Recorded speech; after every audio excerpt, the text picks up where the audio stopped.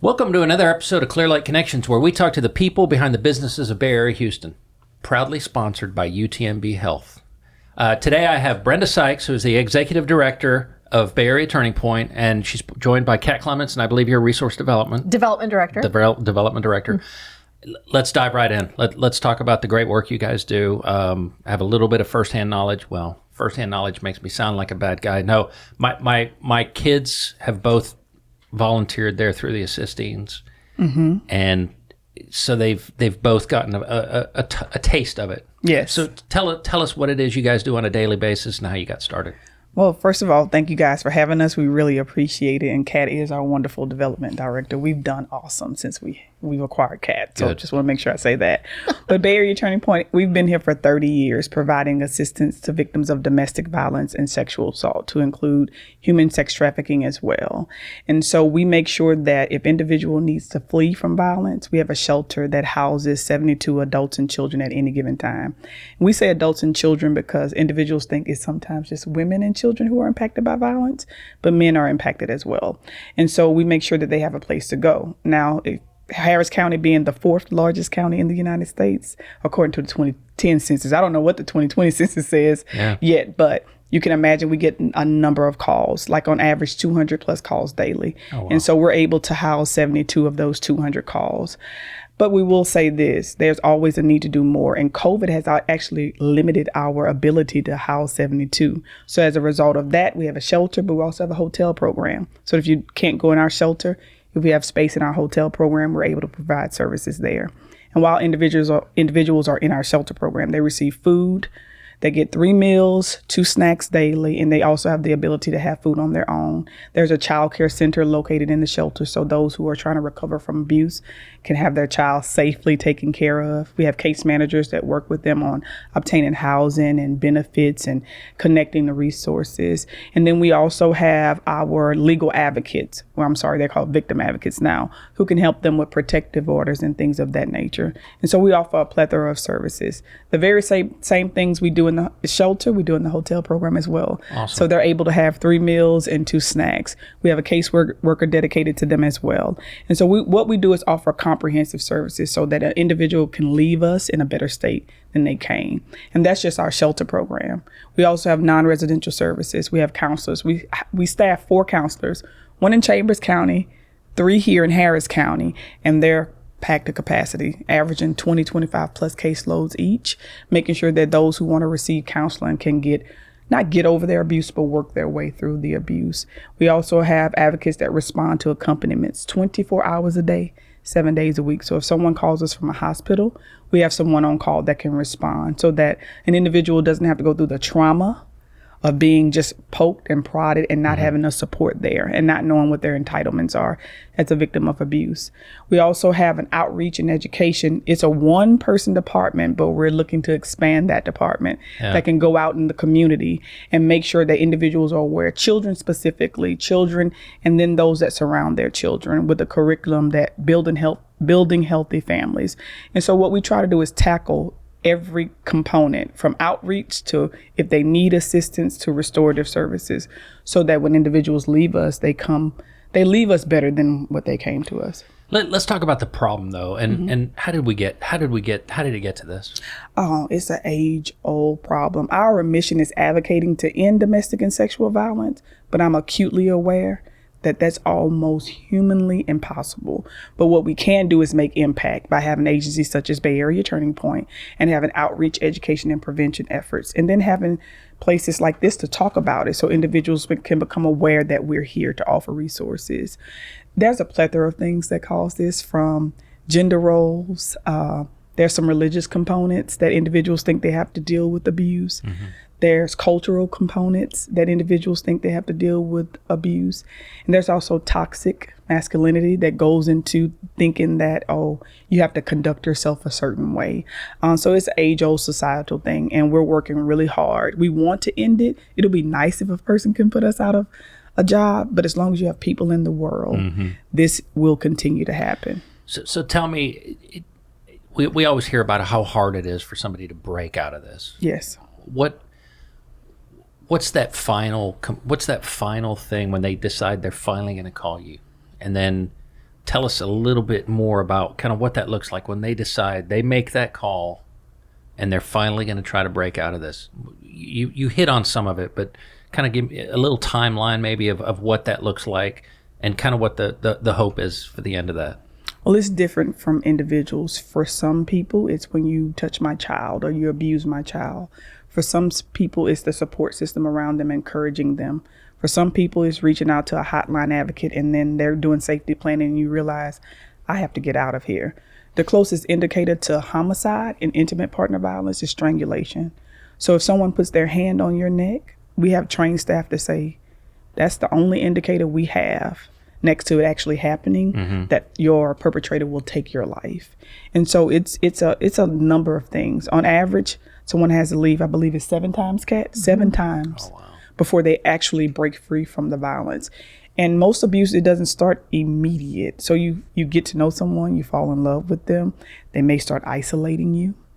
And then, you don't have to work.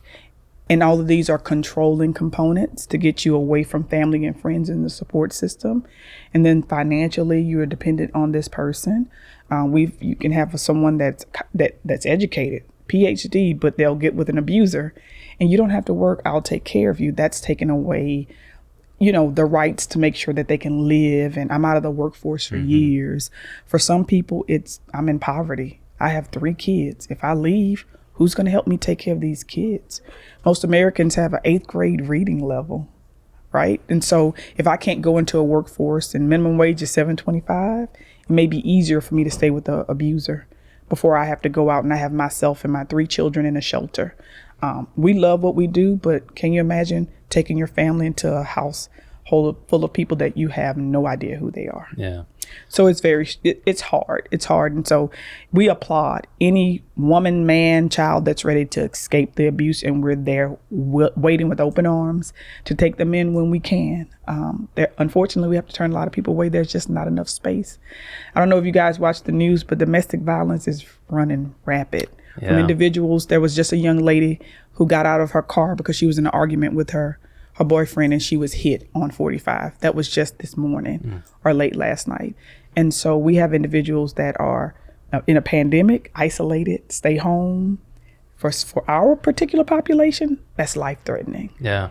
Yeah. So it's almost like the pandemic has exacerbated this environment and it's kind of forced it upon them to where it makes it very easy for an abuser to maintain control. Yeah. And if you're at home, if I want to reach out to Bay Area Turning Point, I want to go to their website, their controls. Technology is wonderful, but there's trackers that can be placed on phones. You can trace people on the internet. So technology is wonderful for you and I and those who are doing the work. It makes it easier, right? But for a victim of abuse, it literally is life-threatening. So what should I be looking out for? I've got 2 daughters. If they get into a relationship or any of my family friends, what am I looking out for to start thinking, okay, I need to pay attention to this so that it either doesn't escalate or if it does, I know, where it's headed. I wish there was a cookie cutter answer for that. But if you know your daughters and you see a change, if you see them maybe appearing not to be as lively or not as communicative as they used to be, or they're not attending family events, or their language just changes, they seem to be a little bit more introverted, or maybe they're wearing longer sleeve shirts, and it's a number of things. You have to know your individual person, whether it be a daughter, a son, a niece, a nephew. You have to know them, and once you see changes, you have conversations with them. Abusers are really good about making the family seem like the bad guy, right? And so if he loves me and he's supporting me, he or she, they're doing these things and you're talking against the very person that's supporting them, they often, well, yeah, you're right. And so they'll go to, so you just have to be in tune. And if something doesn't feel right, more than likely it's not. And so you have those conversations. Can I talk about Savannah? Yes. So last year, October 20th of last year, Savannah Pascal Kinchin was she was shot and killed by her husband. She worked at Dignity Memorial Forest Park East, and they were doing a supply drive for us that month. And about 2 weeks before she was killed, she had told her husband that as soon as she got her funeral director's licensed her. She was 6 months out from that. As soon as she got that, she was going to leave him, because then she would have been able to take care of herself. She would have been able to do that. And within 2 weeks, he had already planned and figured out how to murder her and her mom. He had planned to kill her mom as well, because he knew that she would show up. But one of the things that her mom and dad said was, they always said, like, no relationship is perfect. No relationship is perfect. But what the way they can see now in hindsight was that isolation, was the, oh, he's home, I can't talk to you right now. She would have to go in the garage to talk to her mom, and what Savannah didn't know was that he was actually recording everything. He was recording phone calls. He had a tracker on her car. So there was some indication probably for Savannah that he was calling her at work all the time, kind of showing up to make sure she was there. Those little things add up in hindsight. And so it's one of those, like, man, Yeah, and you mentioned it. We as humans, we've been conditioned not to believe in our gut. Mm-hmm. Honestly, gut feelings are there for a reason. Mm-hmm. But let's go back to that and talk about, it's no relationship is perfect, but the things you're talking about are never okay. Right. It's as simple as that, right? I mean, mm-hmm. How does law enforcement or the legal system, have you seen good changes? Are we taking steps backward? Where are we at with that? The pandemic has put a whole different spin on things. So there was an issue, and when I say issue, we support law enforcement, but getting law enforcement to understand the dynamics of victims who are suffering or who are victims of domestic violence or sexual assault. So if someone calls the police on your abuser, you didn't call it, they show up, sometimes the perpetrator would end up not getting a citation, but the victim would. And so understanding the dynamics, or understanding that, yes, there may be something going on, but that doesn't mean he or she wants that person to be arrested. You have to remember, these are people that they love. So they're doing bad things to them, but they're still connected to them. And so that's why you have Bay Area Turning Point, so that we can educate the community, law enforcement, the members of the judicial system, to say, hey, there's a dynamic there that to others you may not understand. And often victims are judged because of it. Well, I think they shouldn't. You bring up a good point. This is so hard for rational people like us to understand. Yes. Because there's nothing about it that makes sense. Right. And so you got your work cut out for you, because we can't even begin to understand this type of behavior. Yes. For Savannah, the police were called and they told her, well, he'll just be let out in a couple of hours. Yeah. And you're going to have to go through all, it's a piece of paper, restraining order isn't going to do much. So there's and this. We've heard that time and time again, right? I mean, Yes. those are the ones that make the news, because, they did everything they were supposed to do. So, and not all of them end like this. Right. But if there is that remote possibility, your services are probably a little different, a little more heightened. Maybe the advice is a little different. Right. So we do safety planning with every single one. We also do lethality assessments that can tell us at what level the violence is occurring. Violence is not just physical. It's emotional, it's financial, it's psychological.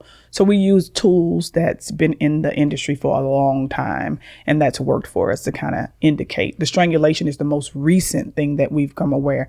That's outside of someone saying, I will kill you. The way that we know that homicide follows is if they put their hands on around your neck. That's what we know as of late. But it's an age-old problem. We are here to help individuals look for flags of controlling, isolation, not wanting you to do the things that how they met you. That's what they were doing.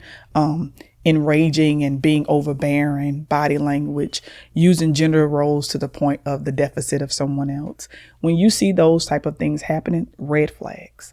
And like you said earlier, your gut will tell you something isn't quite right. Yeah. And oftentimes people will let loneliness or responsibility keep them in situations that they don't have to be in. And it's embarrassing.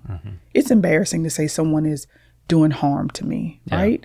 And so domestic violence have any respect for race, gender, socioeconomic status. Right. It does not matter. It can happen to anyone. And so there are different facets. So just like we want to work with the judicial system, we want to work with law enforcement, we also want to work with clergy, because we don't want individuals sitting with their priest or to say, well, you have to stay in your marriage because God honors marriage. And they know not if it's at the cost of you losing your life Right. or the life of your children.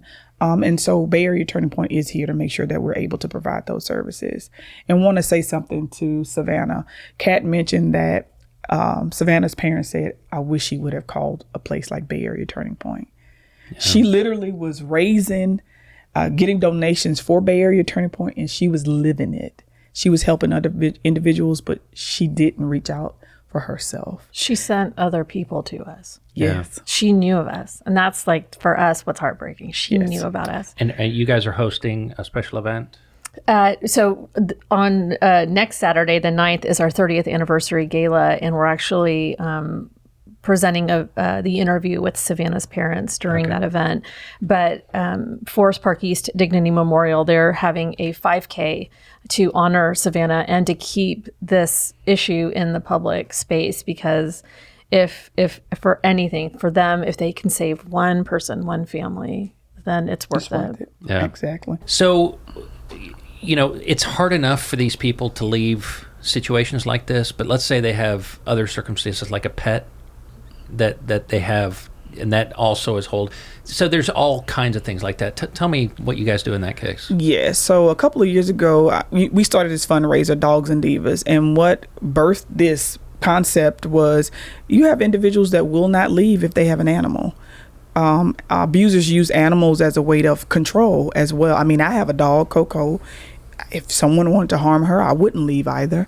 And so just like there was a federal mandate that said shelters had to take dogs, right? When individuals were fleeing disasters because people wouldn't leave, we adopted this concept that if you have a cat or dog, it used to be any animal, but if you have a cat or dog and you need to leave abuse, we have the Safe Paws program where we work with the city of Webster, and they'll house your animal up to 6 weeks. Great. You have contact with the animal, you're able to check in, and it's case by case. Sometimes it's a little longer. Oftentimes individuals are like, hey, we've had a fish before, we've had a cat, we've had dogs, but they have kennels and they do an assessment, and they have trained workers that are able to work with animals that are coming from those situations, because the animals see it as well. They see the person that they love being abused. Yeah, and you're trying to remove all the barriers to keep them from not making that call. Yes. So we don't want a lady to call us or a gentleman to call us and not be able to get services because they have an animal. Excellent. So yes, we try to prevent that barrier as well. Great program. So I just learned at a meeting week before last that, because intimate partner homicide rates are up. And so Clear Lake actually was in the top as far as intimate partner homicides in this and surrounding areas. So it's an issue. It impacts businesses financially. It impacts children that go to school and have to interface with other children. It's an impact. It's not just in the home. Yeah. It bleeds over into all other aspects of life. Had Savannah's abuser showed up at the funeral home, that could have cost the lives of not only her, but those surrounding her. She left work to prevent that. Yeah, wow. So it's called secondary victimization. Yeah. Yeah, that's someone coming to the job and doing something to Kat, and I'm impacted by it. Yeah. Yes. It's and again, it's not rational, so most of us can't even imagine this stuff. But I know you guys do great work, and I know this because my wife and kids have both volunteered there, and they see firsthand just how dedicated you guys are to helping with this. I know you have a great set of volunteers. Yes. What are your needs right now so that we can get that out there and people can connect with you? How do they connect with you? And what are your biggest needs right now? So if you go to our website, www.bayareaturningpoint.org, every month we're putting up a needs list. And that's the needs of our clients and those who we serve. That's one way you can help us. Another way is when we start opening back up to volunteer. Again, COVID has changed things a little bit. Yeah. Becoming a volunteer with Bay Area Turning Point, there's an application process online. Donating to our donation center right there on Egret Bay. It used to be a resale shop, but we closed it to the public and only our clients. So if you have gently used items, household items, bringing them there, they go into the hands of our clients. I failed to mention we have a housing program where we we pay the rent and utilities for those who are looking to get on their own. And so they oftentimes need plates and utensils, Yeah, because like and you towels. said, they're basically Yes. having to start over because they're breaking themselves away Yes. from somebody who's been trying to control them. So Right. And when they they're come having to into start our over. shelter, they can only have 10 days worth of clothing. We don't have enough room. Yeah. And so they're not bringing a U-Haul worth of stuff. So donating, and even if you have items that are not so gently used, we have what's called a recycle program where you can put them in a bag and they'll give us pennies on the dollar for that clothing, which then goes right back to the clients. Brings up money. Yes. You can always use money. That was going to be my last point. I didn't want to lead with that, but this I hotel would've. program that we have, funding is limited for that. We've not stopped individuals we won't stop that program. And Yeah. so we will garner up all the support we can to make sure. I mean, we spend on average anywhere from $18,000 to $20,000 a month on putting individuals in the hotel program, making sure that they have food. So if nothing else, donating $60 will make sure we can at least pay for a night in a hotel. That's not including food. If you want to throw food in it, you're looking at $120 a night. So just making sure that, financially we can always use dollars. We can take donations, we can use dollars, we can take gently used clothing, and we'll just share us on Facebook. Share us on social media so people see that we're there. Yeah. Allow opportunity for us to come in like this one and talk about Bay Area Turning Point. Yeah, I mean, every nonprofit, that's one of the areas where they all struggle, and that's awareness. Yes. And this is, you guys are doing the work of angels, and more people need to know about it. Yes. So, Thank you. We thank you for your time. Is there anything else you want to tell the audience? So we do have a 30th anniversary gala. We celebrate 30 years this year. And although we have limited seating due to COVID, we're trying to be mindful of that. We're taking donations even for the gala. Go to our website. We have a 50-50 raffle. We have a silent auction that has some really good items there. You're doing my job really well. Okay, go ahead. No, and you're add on you to just that. said it. No, you're doing great. Like, Yeah, so we have that. I mean, and we're literally taking donations as well. We have a whiskey pool and a wine pool. We have a lot going on. And so, you can always go to our website. You can donate through our website. You can drop off something. You can go to the Egret Bay location. I'm not sure what the address is. It escapes me. 18207 Egret Bay. And you have to pull around the back. I had to drop some stuff off for the assistants recently. Yes. And out came, what was her name? Was it Teresa Graham? Yes. Yes. I've known Teresa for years. It was just Miss like, Teresa. what are we doing here? It's a little reunion. No, I mean it. You guys are doing amazing work, and there's such a need out there. I agree with you. Let's see if we can put you out of a job. It's doubtful, but let's make that the goal. Yes. Thank you so much. Thank you both for being here. Thank you Thank so much you. for having us. Hello, Clear Lake Area Chamber of Commerce members and Bay Area Houston.